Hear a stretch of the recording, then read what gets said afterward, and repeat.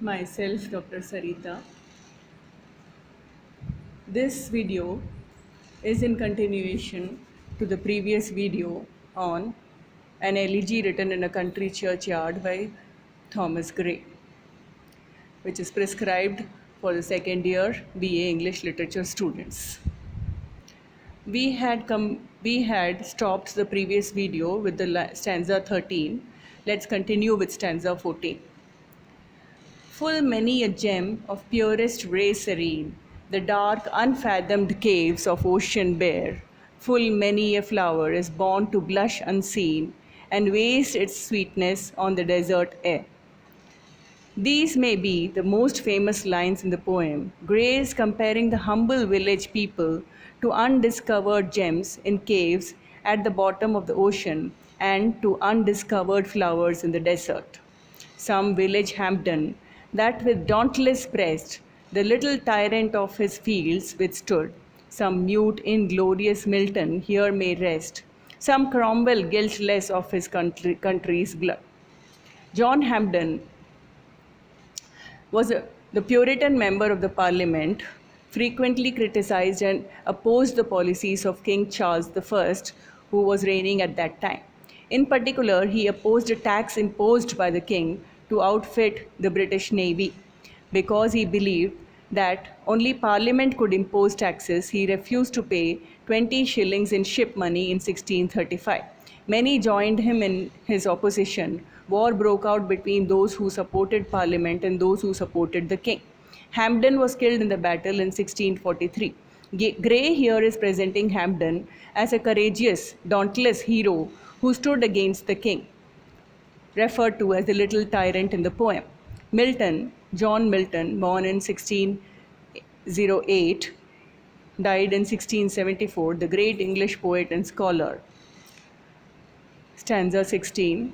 The applause of listening senates to command, the threats of pain and ruin to despise, to scatter plenty over a smiling land, and read their history in a nation's eyes. The subject and verb of lines 61 to 64 are in the first three words of the line 65, their lot forbade. Thus, this stanza says, the villagers' way of life or lot prohibited or prevented them from receiving applause from politicians for good deeds such as alleviating pain and suffering and providing plenty, perhaps food, across the land. These deeds would have been recorded by appreciating nation. Stanza 17. Their lot forbade, nor circumscribed alone their growing virtues, but their crimes confined, forbade to wade through slaughter to a throne, and shut the gates of mercy on mankind. General meaning of this stanza is, their lot in life not only prevented or circumscribed them from doing good deeds like those mentioned in stanza 16, but also prevented or confined bad deeds such as killing enemies to gain the throne and refusing to show any mercy to people. Stanza 18. The struggling pangs of conscious truth to hide, to quench the blushes of ingenious shame, or heap the shrine of luxury and pride with incense kindled at the muse's flame.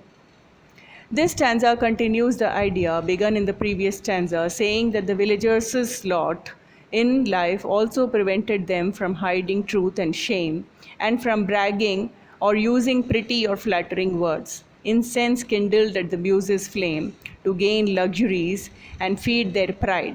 Muse's flame, an allusion to sister goddesses in Greek and Roman mythology who inspired writers, musicians, historians, dancers, and astronomers.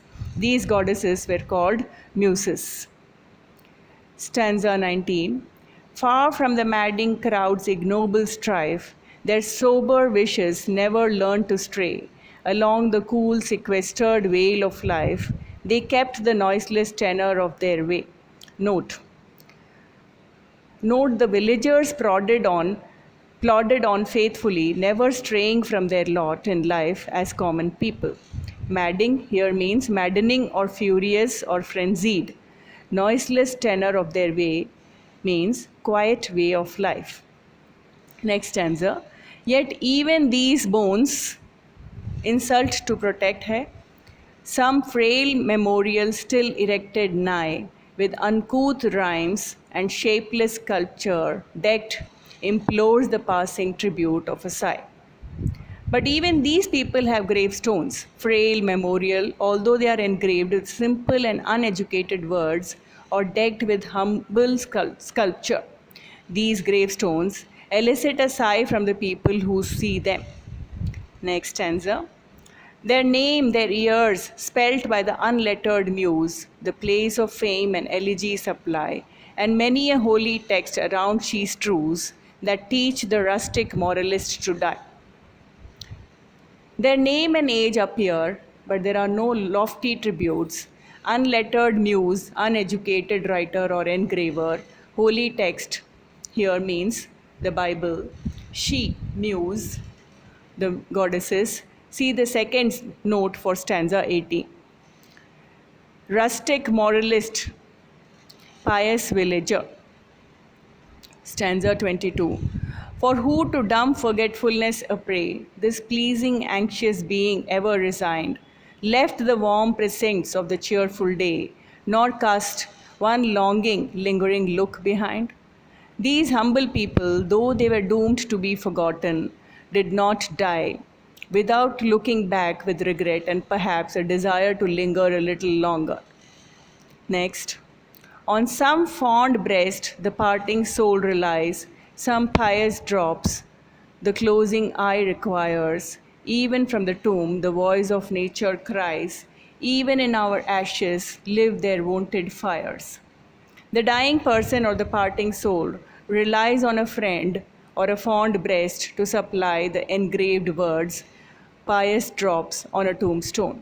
Even from the tomb, the spirit of a person cries out for remembrance. For thee,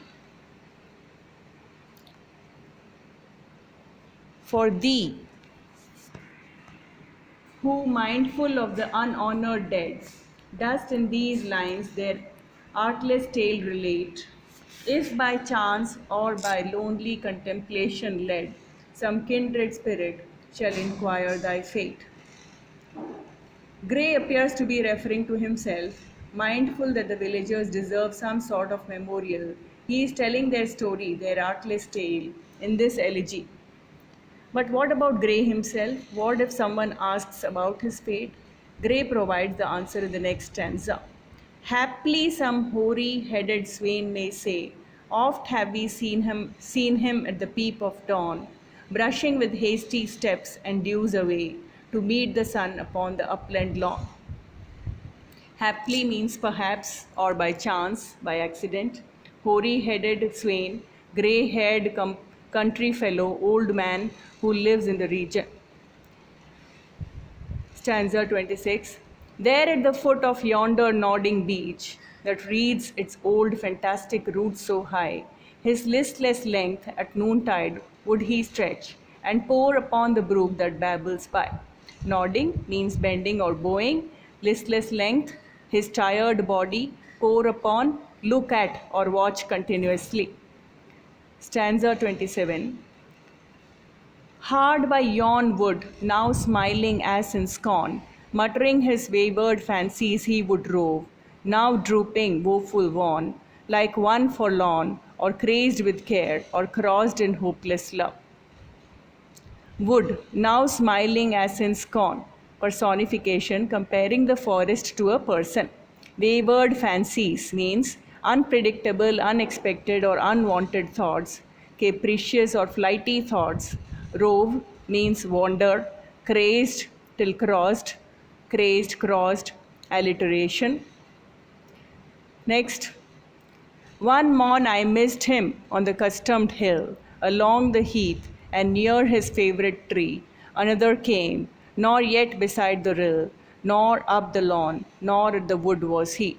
Another came means another morning, another day came, nor yet, but he was still not found there. Rill, some small stream or brook.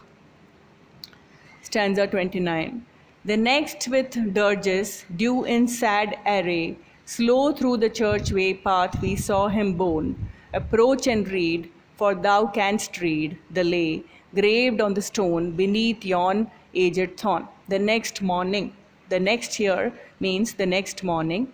Dirges means the funeral songs. Lay is a short poem. In this case, the epitaph below.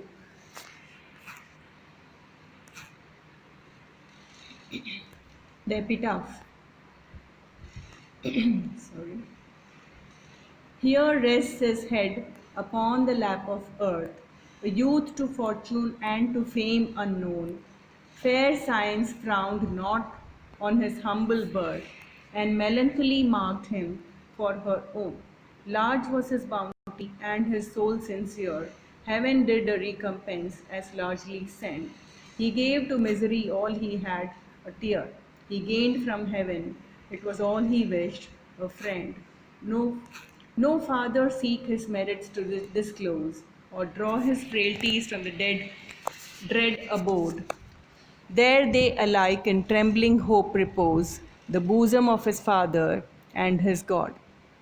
Here lies a man of humble birth who did not know fortune or fame, but who did become a scholar.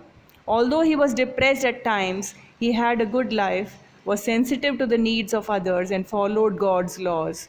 Don't try to find out more about his good points or bad points, which are now with him in heaven.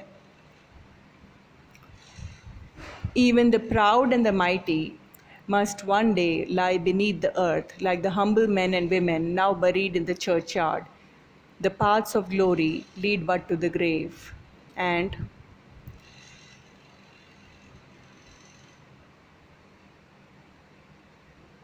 in a rural setting, far from the temptations of the cities and courts of kings, the villagers led virtuous lives, as the lines 73 to 76 point out.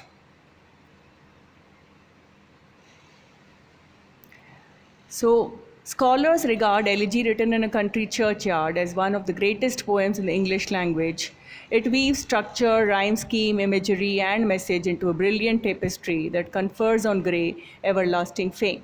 The quality of its poetry and insights reached Shakespearean and Miltonic heights. We conclude this video with this remark, but for further information about the introduction, about the poet or the poem, please refer to my PDF notes. Thank you.